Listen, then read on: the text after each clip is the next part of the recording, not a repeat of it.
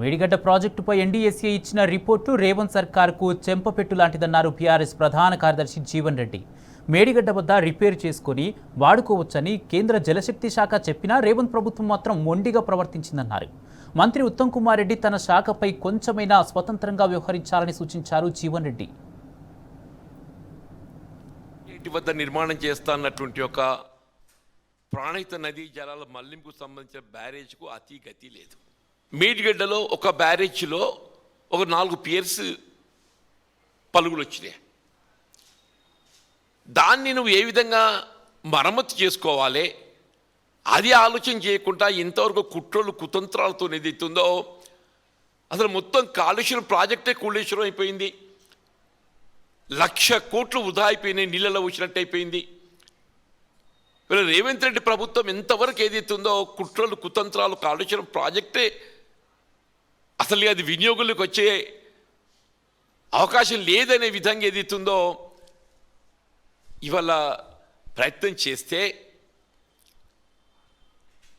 ఇవాళ ఏదైతుందో కేంద్ర జల విద్యుత్ పరిశోధన సంస్థ వాళ్ళు ఏదైతుందో ఎన్డీఎస్ఏ రిపోర్టే దాదాపు సంవత్సరాల కాలం క్రితం పంపిస్తే దాన్ని నానబెట్టిండ్రు.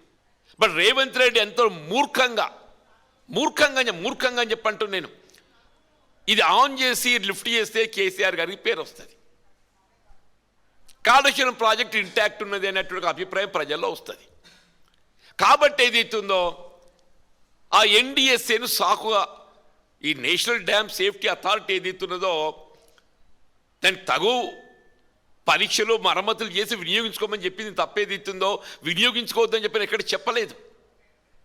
నువ్వు ఆ పరీక్షలు అవసరమైన చేయటానికి నువ్వు ఏదైతుందో 33 మాసాలు గడిపినావు అని చెప్పి 33 మాసాలు గడిపినావు. వీళ్ళ ఫార్చునేట్లీ ఏదైతుందో వీళ్ళ కేంద్ర జల విద్యుత్ పరిశోధన సంస్థ రిపోర్ట్ రావటం ఒక విధంగా రేవంత్ రెడ్డి ప్రభుత్వానికి చెంపపెట్టు అని చెప్పంటున్నా. రిపోర్ట్ వచ్చి 4 రోజులు గడుస్తుందే, ఉత్తమ్ రెడ్డి నోరు పడిపోయింది. దాదాపు 5 టీఎంసీ నీరు వల్ల కిందికి దిగకపోతుంది. కొంత పాలన పట్ల దృష్టి పెట్టు అంటున్నాను నేను. మరి ఆ ఉత్తమ్ రెడ్డి చదువుకున్నాడు, రేవంత్ రెడ్డి ఏమైనా చదువుకున్నాడు నాకు తెలియదు, కానీ ఉత్తమ్ రెడ్డి అయితే అందరూ చదువుకున్నాడుగా భావిస్తారు. కొంత స్వతంత్రంగా వ్యవహరించవా నీ శాఖ మీద.